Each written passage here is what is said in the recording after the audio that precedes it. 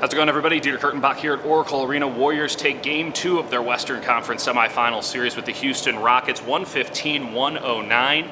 And this game, unlike Game 1, was beautiful. It was basketball. I enjoyed watching it. I hope you did too. Both teams putting their grievances aside with the referees and just going out and playing. There were 44 fouls in this game. That is typically a lot, but it never felt like the referees took control. There was no arguments over the landing area. There was some technical fouls. They'll probably be rescinded. Just good, honest basketball. What a time to be alive that this is what we can get between the Warriors and the Rockets. Credit to both teams for just closing their mouths and playing. I didn't think that we'd see it. Very happy we did.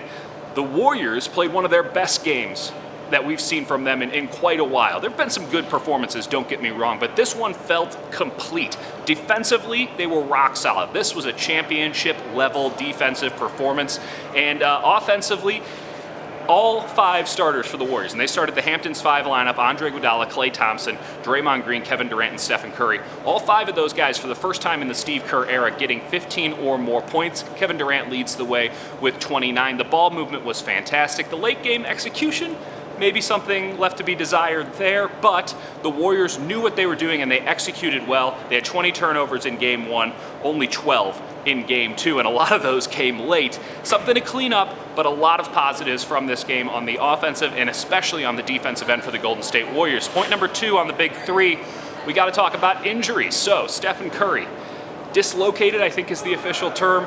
This finger on his left hand, it doesn't look very good.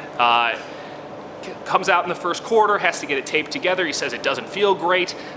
He couldn't go left pretty much the entire game after that point. It will be something to monitor. Luckily, the Warriors and the Rockets have 3 days in between Games 2 and Game 3. They will play Saturday in Houston. That's a big break for the Warriors, who are already dealing with a lot of wear and tear from that first round series with the Clippers. Stephen Curry still has that ankle injury. We haven't noticed it all that much, but it's still there. Now he has a hand injury on his left hand. Klay Thompson's still dealing with a bad left ankle, not that you would notice.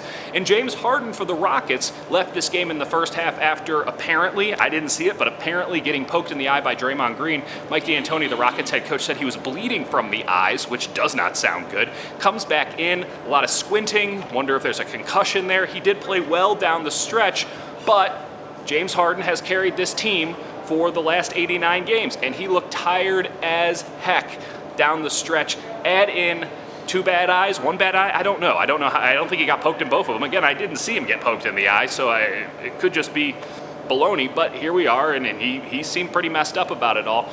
3 days for him will be beneficial. He could use the rest, but he could not carry the Rockets across the finish line in this game. And Chris Paul was a little bit better in Game 2, just not good enough. He has to be a lot better if the Rockets stand any chance of making this series interesting. A series does not start until a home team loses, but it does feel like the Warriors have complete control over this one. They controlled this one from start to finish. Third thing, we got to talk about Andre Iguodala, because Andre Iguodala has been unbelievably good, and I do not use that term lightly, unbelievably good in the first 2 games of the series. The last time Andre Iguodala missed a 2-pointer was against the Clippers in Game 6. And he only missed 2 in that game. Andre Iguodala has been fantastic. Defensively, we know what he brings. This is what he prepares all season for, to play defense against the Houston Rockets. He doesn't have to face LeBron James this year, so he can certainly leave it all out there against the Houston Rockets. Tremendous on the defensive end, as per usual, but offensively, he is really clicking right now. Iguodala, it just shows how much better these Warriors can be when they get out of their own way than the Houston Rockets. Watching Andre Iguodala go out there and do wonderful things on the offensive end.